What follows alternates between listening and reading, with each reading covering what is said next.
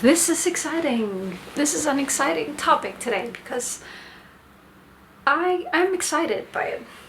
I feel good about it. So yesterday I was outside and I bought myself a smoothie, a spinach, banana, almond milk kind of smoothie, and I was drinking it, and I was like, I kind of knew that I should rather be just enjoying my emptiness, nothingness, and just I was enjoying it a lot. So I'm not sure why it's just this kind of this habit of like, oh, it's a beautiful day, and I should be enjoying something, I should be enjoying a drink, I should be enjoying a coffee. Everybody's enjoying a coffee, everybody's enjoying their sandwich, I should also be enjoying that, instead of just actually like enjoying the how I felt. I was feeling great. I was just admiring the space around me and the beautiful leaves on the ground, all the different fall colors, and really enjoying it. And then I thought, now it's a part of me just went to this bar and bought a smoothie, and I was drinking it and I was not enjoying it, and I stopped enjoying everything around me. Really, I was just focused on kind of finishing this smoothie and drinking it, and I was like, what is this, why am I doing this? And then as I moved on, my nose started running. I was like, oh, really? So I just heard from my body was speaking to me and said, no, we're not enjoying this. And as I listened more, I got the message, we are about to be ready for not taking anything in. Like, that was the message that I got from my body. My mind was like, no, I don't think so. Not yet. No, it's not time yet. We're not there yet. No, I don't think so. So I was like, whoa, wait. Usually I hear people say that the mind is ahead of the body. Like the body is always a few steps behind. And I felt the opposite. I was like, my body is wants to drive fast, and my mind is like, no, we're not gonna do that. I mean, yes, okay, kind of, I was like, wow, there's so many voices, so many different parts of me communicating with each other. So I came home and I watched a video by on YouTube from Raki, I think her name is, Breatharian Yogini. She is sharing her journey on this breatharian path, and she was talking about an experience in Italy where everybody was eating pizza, and she could just feel this craving for, sitting at a restaurant and eating a pizza. And her way of experiencing this craving was like, she was aware that it was, or she was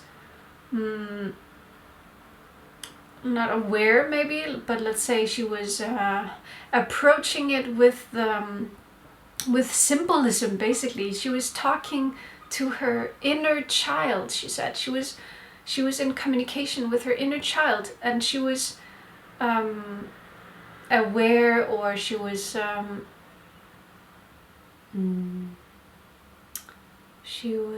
acting from a state of awareness that she has an inner child, and she has maybe an inner adult as well, and so on. So she was like the adult speaking to her inner child that wanted to sit down at a restaurant and eat pizza.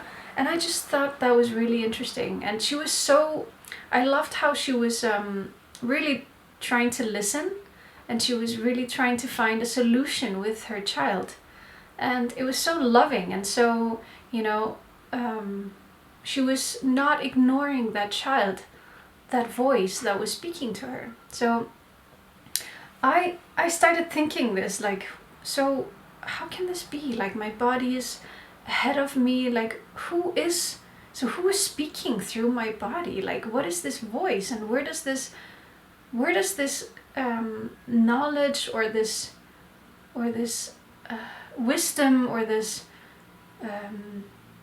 where does this come from? You know, this path that I'm on, and feeling like my body just wants to go lighter and lighter, and now is telling me that it wants to just consume nothing. Because yeah, so I started thinking this morning, like, so what parts, you know, if I'm to be in the left brain half, that wants to separate and wants to distinguish and organize, so that part of me wants to kind of figure out the parts that I am. So I thought, okay, so if I can separate myself, I would say, if I can separate myself into two parts, then it would be mind and body. Okay, so there's two parts, mind and body, but those two parts have subparts, I would say. Like they're even, I can divide them even further. So my body, I was looking at my body, like, yeah, so I guess there's two parts of my body. Am I filming? Yeah, good. I just want to double check. So my body, I would divide into a visible body, which is what you can see, and then the invisible body, which is my energy, my electricity, my magnetic field around me. So there's two body parts. And then the mind, I divided into three parts. This is four. 3 parts. I decided to go with this child, because I love to actually look at life and my reality as symbols. So I wrote a blog about this. Like my first blog that I wrote on Medium was I Am the System, and I was basically just looking at every part, every symbol, every role in the system, like a police officer, the bank, and health insurance, and what else is there? There's a doctor, like all these parts of the system. I noticed that they were kind of like symbols of what I am, what is inside of me. So I like this this way of getting to know I is through my world as symbols. So I like this inner child idea. And so my mind is 3 parts. It's a child, it's an adult, and it's a grandmother or father. So actually a child, mother or father, and grandmother or grandfather. So I'm this house that is in 2 parts. It's a visible house and it's an invisible house. So there's energy around this house, vibration. So that is coming from, that is, you know, being emitted from the inside. So who's inside the body? It's like the mind that lives inside this body, and it is emitting energy and vibration, magnetic field out of the house. And these 3 elements, these 3 minds in the house, they all live together there, you know. And I was thinking, like, so whose voice is strongest? You know, is it who gets the most attention? Whose voice is strongest? And is anyone listening to, you know, is anyone listening to the child? Is anyone listening to grandmother?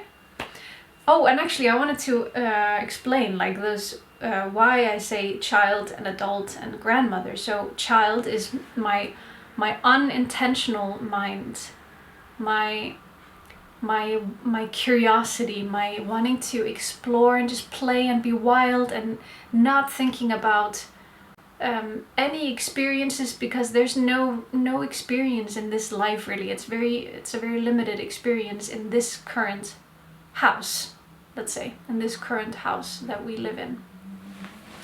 So my child doesn't know necessarily how to take care of this house. You know, it's a young child, hasn't spent a lot of time in this house, doesn't know necessarily where we keep the vacuumer, how we do the dishes, how we cook a good meal. It doesn't know all these things, so it's very kind of just wild, running around, playing around, just curious and discovering and so on. So then there's the adult, and that's the intentional mind. The adult wants to keep things in order and very much, trying to keep an ordered life, and has certain ideas on how to live a good life, and they are very much I don't know, it's also very new to me, this, I just wrote it this morning, so I haven't fully developed my process on this idea. But so it's the intentional mind, that's the adult. And then there's the grandmother or the grandfather, and it is like almost all knowing. They know this house so well. They've lived there for their whole life, and they know exactly, how to clean it, and how to take care of it, and how to keep a good atmosphere, and experience with communication, relationships, and so much experience, like almost like, let's say, all knowing of this house, because they've known it since it was built. Like maybe, let's say, they built the house. So it's just so interesting. So I was thinking, like, am I listening? Am I giving all of these parts of me attention? Am I listening to the grandmother, the soul that knows exactly how to make this house beautiful, how to make it shine, how to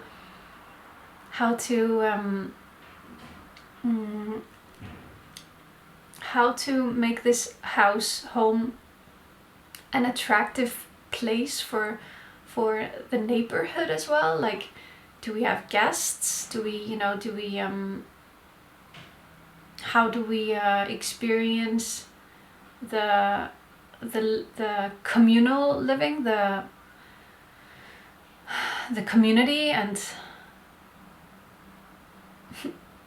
it's a bit I'm trying to organize this idea a little bit, but it's also a bit messy, because I'm trying to simplify something that is so much more complex. But it's just, I think it is helpful to be aware of, like, who is speaking right now. Is it the child? Is it the adult?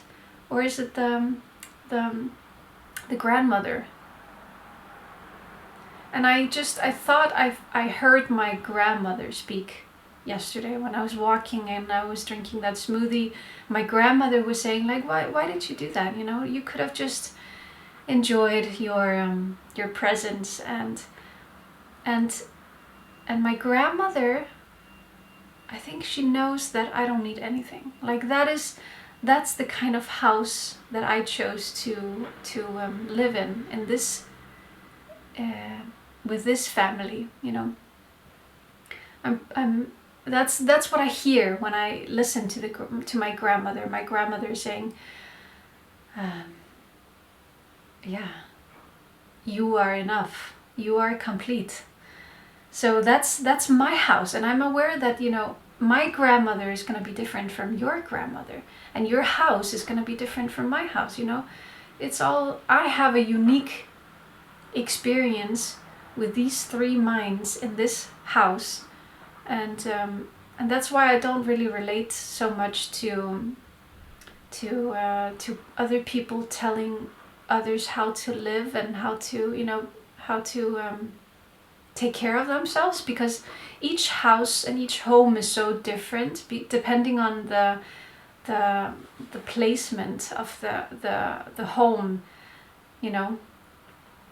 in time and space, and what role it plays in the neighborhood, in the community, as a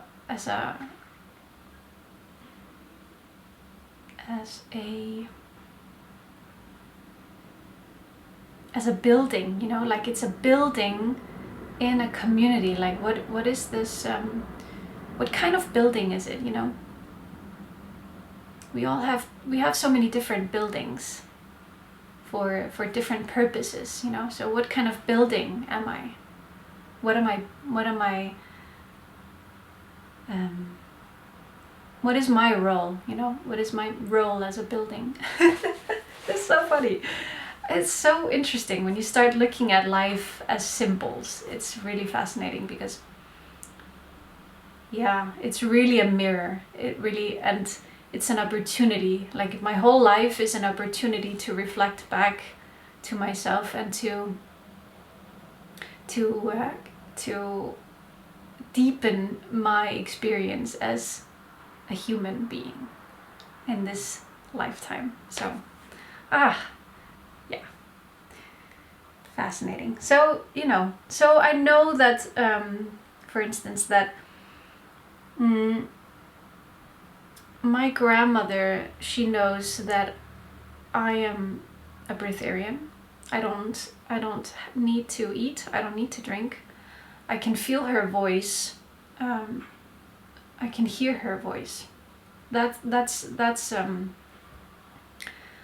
what's possible in my building. It is to be breatharian, and but I also have a child, you know, and the child doesn't really know what that is, and it doesn't really know what that means and how life looks like when, you know. So it's a matter of, you know, listening to all three minds and communicating with each other. You know, the grandmother needs to sit with the child and, you know, hold it and maybe, you know, also just take care of it, play with it, right? Because what is hindering maybe the home to flourish is the lack of attention in some area. So, you know, if the child is not getting enough attention, it might be confused, and it might be, you know, asking for entertainment that isn't really nourishing, like food. You know, the child is crying for food or crying for any kind of entertainment just to get attention from somewhere, because it's not getting attention. You know, there's not enough playing, there's not enough storytelling, there's not enough dancing, or there's not enough fun, you know, or things are too ordered and things are too, you know, rigid, and you're not allowed to do anything, and because the adult is like, you know, has so many rules, and so it's like it's a beautiful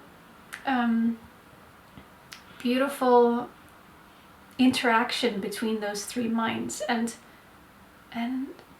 I find it super helpful to be aware of it, and to always keep in mind, you know, who is speaking now, and who's forgotten. Did we forget the child? You know, or did we forget grandmother? Where's grandmother, you know? Yeah, anyway, that's my fun today, to think about this idea. I hope you enjoy it as well.